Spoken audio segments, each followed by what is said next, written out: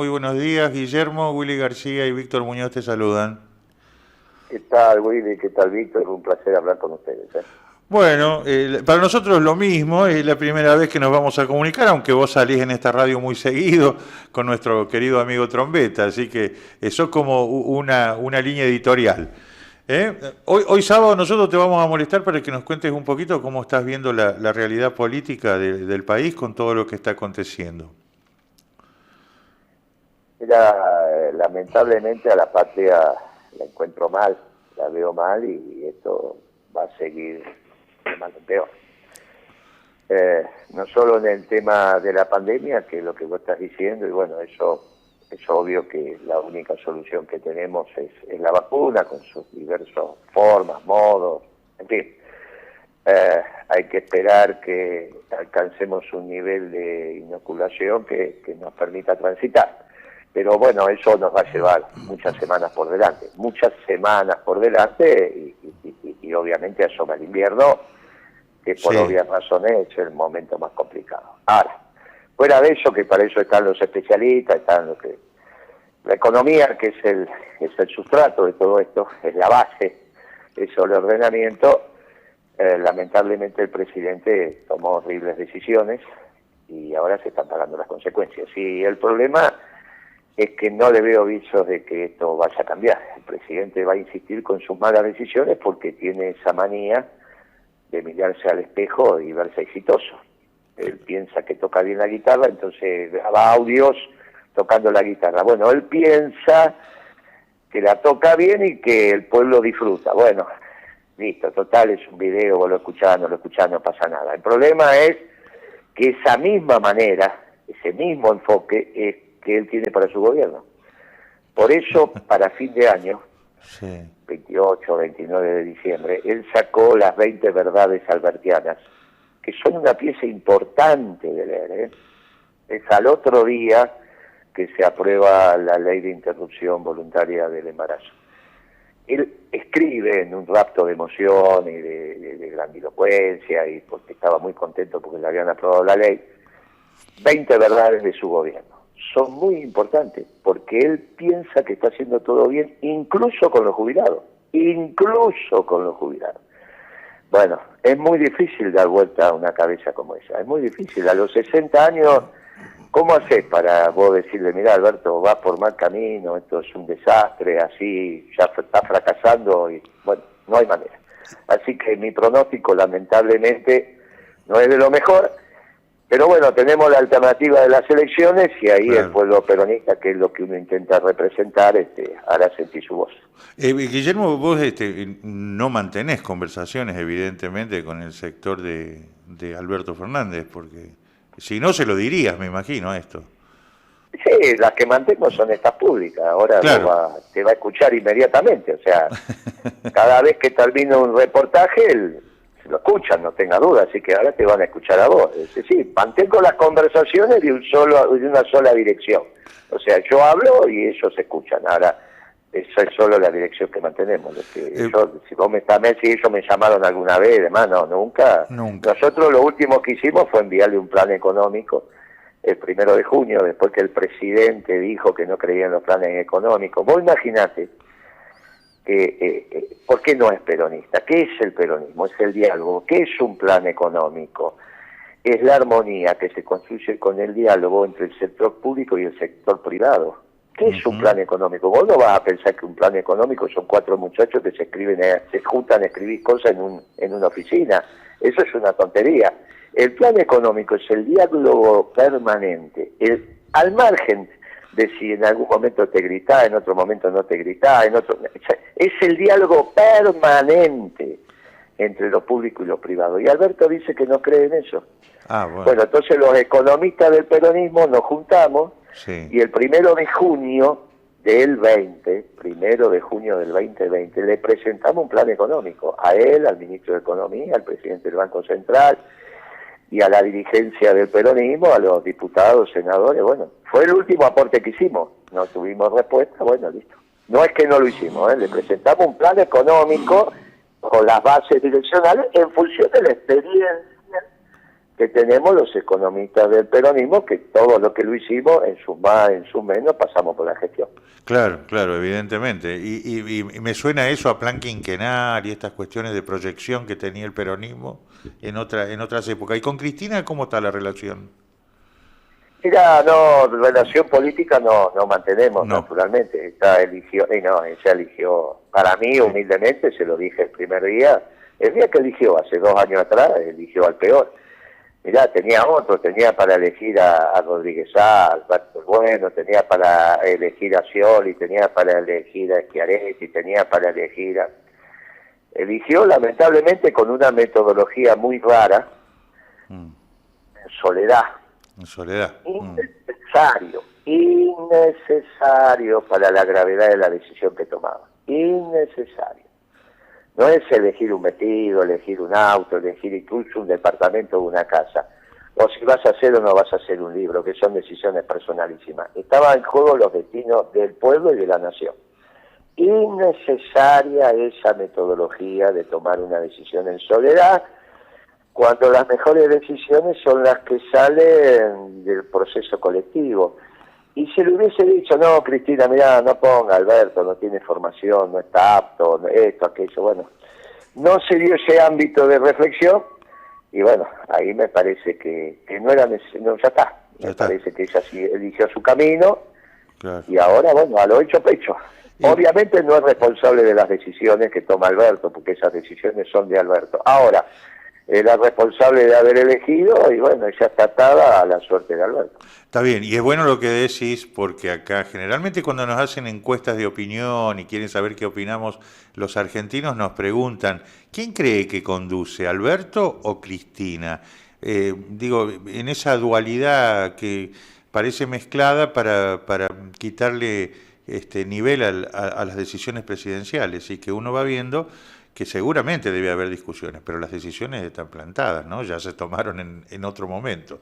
En esto, Guillermo, vos sabés que siempre tuvimos ganas nosotros de preguntarte cómo fue aquella situación con papel prensa, con los guantes, que acá nos llegaba a nosotros como una gran humorada, pero en realidad era una decisión muy importante. Te lo digo yo que he sido periodista gráfico y con papel prensa acá con un medio gráfico que se llamaba Diario Impulso, todos los días nos aumentaban la bobina de papel y nos empezaron a asfixiar de una manera que terminamos cerrando, ¿no? Por eso digo, lo vivía, lo de papel prensa, lo sentí muy fuerte y digo, y tu lucha por recuperar todo eso y por mantener un estatus que acá nos llegó como una humorada. ¿Por qué no nos contás un poco? Mirá, vos sabés que Papel Prensa es una empresa con su más, con su menos, que empieza como proyecto en la década del 60, fin de la década del 60, sí, con algo que se llamaba diferimiento impositivo. Esto es, las empresas que debían pagar ganancias, el Estado le decía no pague ganancias, no era una mala idea, ¿eh? El Estado decía, mire, no pague ganancias, usted arme una empresa y la parte de la ganancia que usted me tenía que pagar, que la invierte en esa empresa, yo soy su socio. Ah, bárbaro.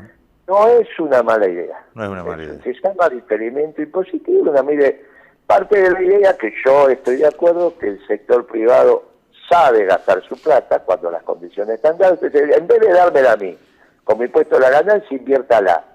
Y yo soy su socio en ese nivel de inversión que correspondía a mi impuesto a la ganancia. Se hacía el plan, se armaba, nacieron muchas empresas. Entre ellas nació Papel Prensa, con otros accionistas, naturalmente, no es lo que están actualmente. Fue cambiando de mano, siempre el Estado como socio fue cambiando de mano hasta que finalmente llega a los 4 diarios más importantes, uno se retira, quedan 3, La Razón, La Nación y Clarín. La Razón quiebra, en el proceso de quiebra los otros 2 compran la parte de La Razón en Papel Prensa para que no entre otro socio, y bueno, finalmente quedan 3, La Nación, Clarín y el Estado. Finalmente lo que hace la presidenta es desplazar a Alberto Fernández. Mirá las cosas de la vida, ¿no? Sí. Porque Alberto Fernández era el director en esa compañía como jefe de gabinete, ¿vos sabías? No sabía que era el director, mirá vos. Mira, claro. O sea, Cuando Cristina lo echa a Alberto Fernández como jefe de gabinete, él queda como director de Papel Prensa.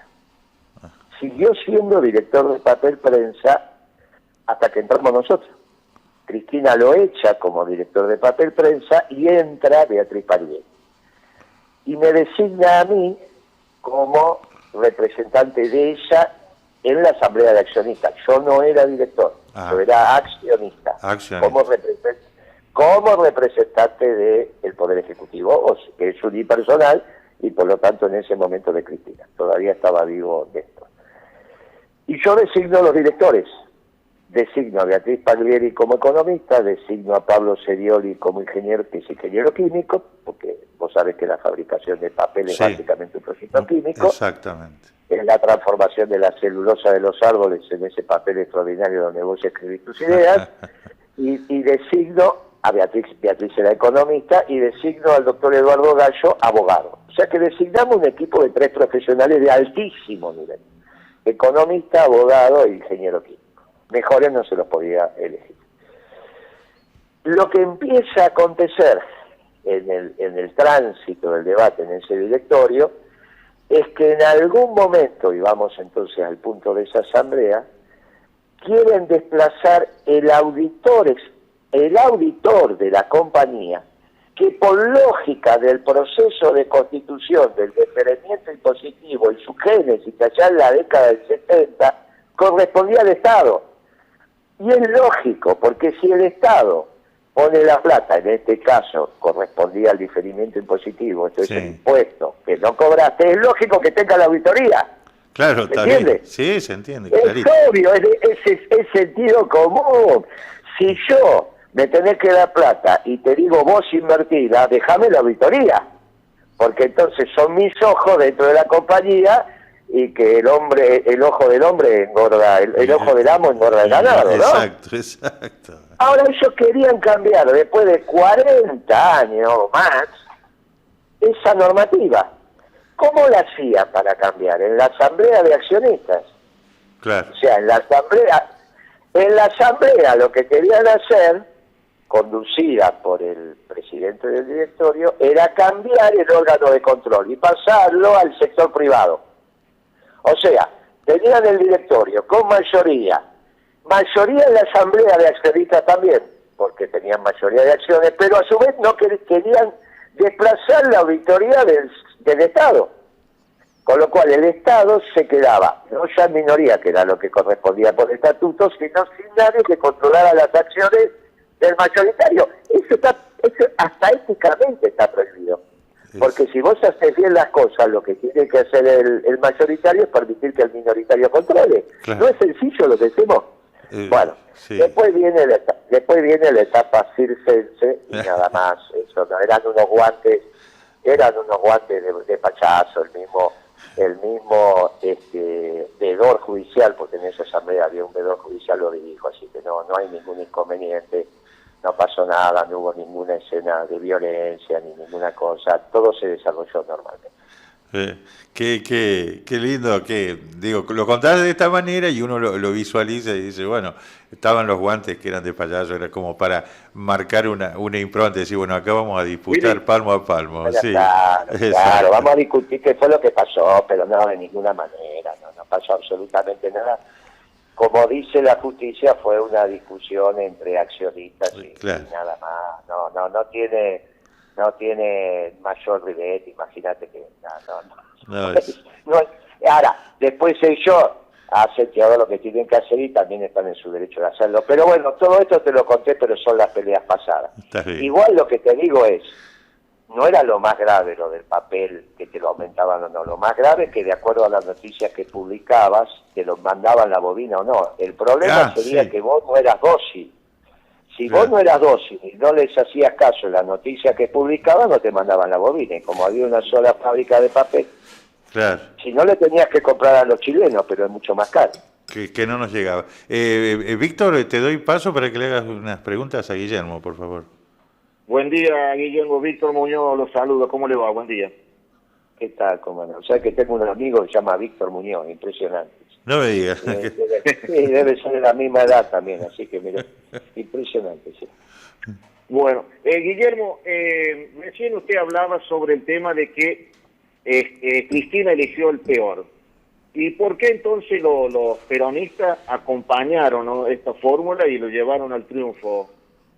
Pero no había alternativa. Una vez que no, yo también voté esa fórmula, una vez que no tuviste las PASO, generaron un reglamento electoral donde era imposible participar, porque era imposible participar porque te pedían que para participar en las PASO presentando tu lista tenías que introducir avales donde el 50% de los avales tenían que ser comunistas, de Nuevo Encuentro, etcétera, o sea, de todos los partidos que integraban el frente. Bueno, llegó un momento que no tuviste solución entonces. O sea, te quedaba votar a Macri o votar a Alberto, ¿y a quién ibas a votar? ¿Al gorila de Macri? Claro. El tema, Guillermo, sobre el tema de que se ha hablado mucho de la gira del presidente por Portugal, donde uno de los grandes ejemplos de Portugal es que ellos salieron de una crisis, pero salieron de una crisis donde redujeron muchísimo lo que es el gasto público. Después por España, por Italia, con el Papa. Usted como analista político que entiende mucho de economía, este viaje del presidente, ¿es positivo para la Argentina a lo que realmente se hacen generalmente las giras presidenciales? Mire, el viaje del presidente Fernández con su señora esposa y la comitiva, sobre todo con su esposa, es muy importante, es muy importante. Ahora, ¿en qué aspecto? Usted imagínese que hace más de un año que el presidente Fernández dice, lo dice él, no lo digo yo, que cuando está deprimido se motiva con los audios y videos del doctor Alfonsín. Imagínense que trabajar de presidente en nuestro país, con la tremenda crisis que tenemos en pandemia, yo creo que muchos fines de semana el presidente estuvo deprimido. Ergo, muchos fines de semana, sábado a la noche, después de cenar, la esposa le decía, bueno, Alberto, ¿qué hacemos ahora? Y ahora vamos a mirar los videos de Alfonsín. Y bueno, ahí ya iban a mirar los videos de Alfonsín. Y después tocamos la guitarra. Y la señora le decía, no, mira, mejor te voy a dormir. Así que yo valoro mucho este viaje, que creo que fue de luna de miel, y está bien que refuerce su familia, se lleve, esté tranquilo, que vayan a cenar, que tengan su día de descanso. Creo que el hogar tiene que ser el descanso del guerrero, y Alberto lo merece también, así que muy bien que haya ido con su esposa de luna de miel. Guillermo, ¿cómo, a partir de esto, digo, yo lo veía y tuvo una reunión con el Papa y le fue a pedir ayuda para que nos diera una manito con el Fondo Monetario, con el Club de París, y digo, acá después de la aprobación del aborto, se dio como una pelea donde al Papa se lo declaró perdedor porque la Iglesia salió en una lucha en contra y bueno, la sociedad quiso otra cosa. ¿Cómo crees que lo recibió el Papa frente a esta situación? Porque lo que trascendió de esos 25 minutos que tuvieron de reunión fue apenas voy a ayudar en lo que pueda, no ningún compromiso fue. Mire, los representantes del pueblo eligieron otra cosa, lo cual es legal. Sí.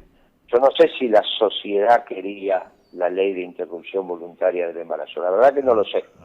En todo caso, se va a ir viendo en las sucesivas elecciones y cuando cambie la composición de la Cámara también. Pero bueno, ese es un debate que por ahora en el Congreso se saldó y hay una ley vigente.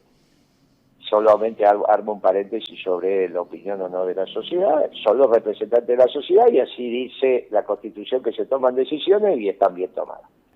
Lo cual, bueno, también pueden ser modificadas a futuro.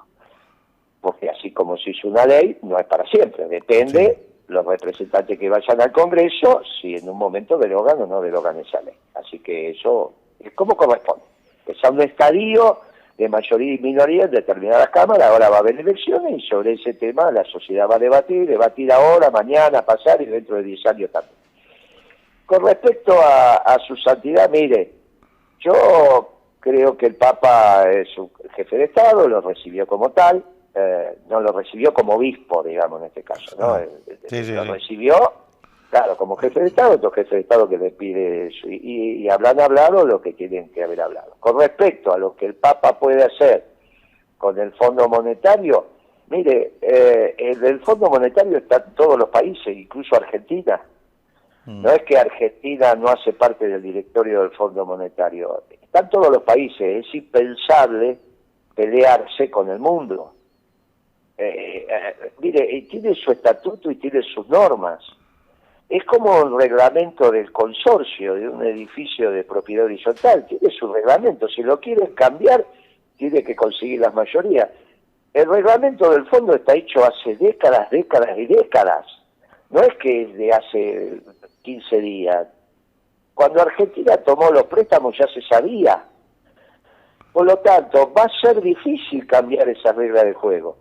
Yo creo que eso va a ser... No lo veo posible.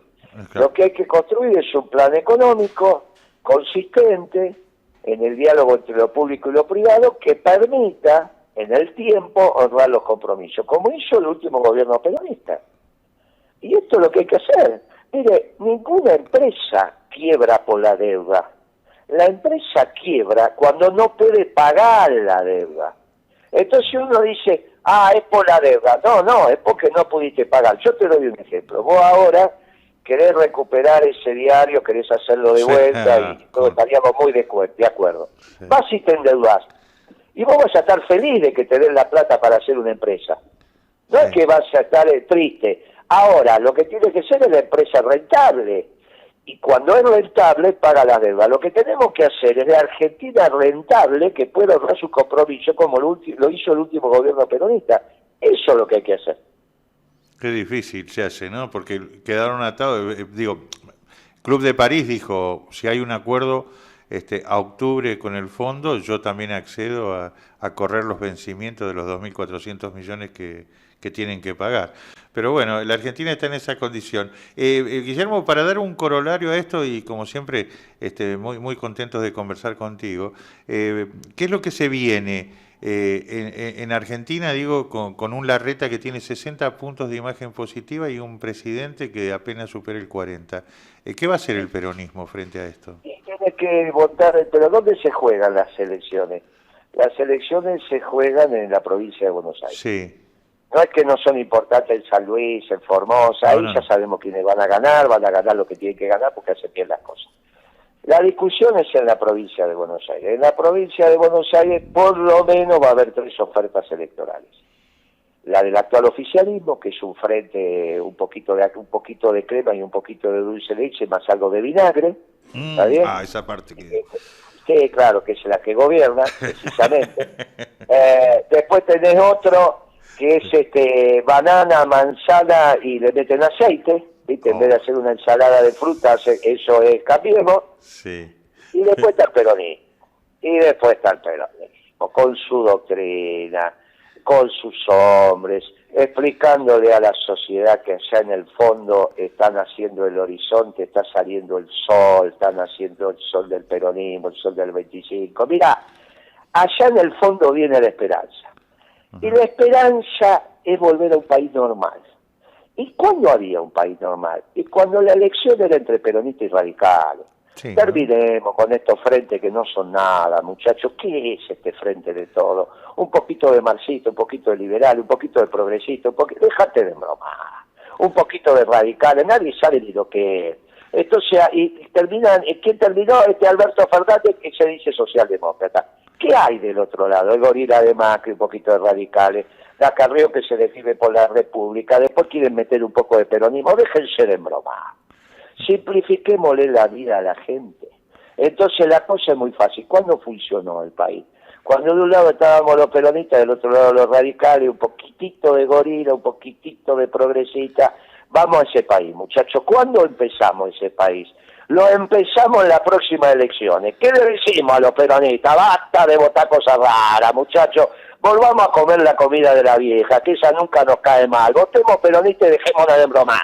Y si el peronismo gana en la provincia de Buenos Aires, olvidate, dimos vuelta a la página y el año que viene estamos hablando de otra cosa.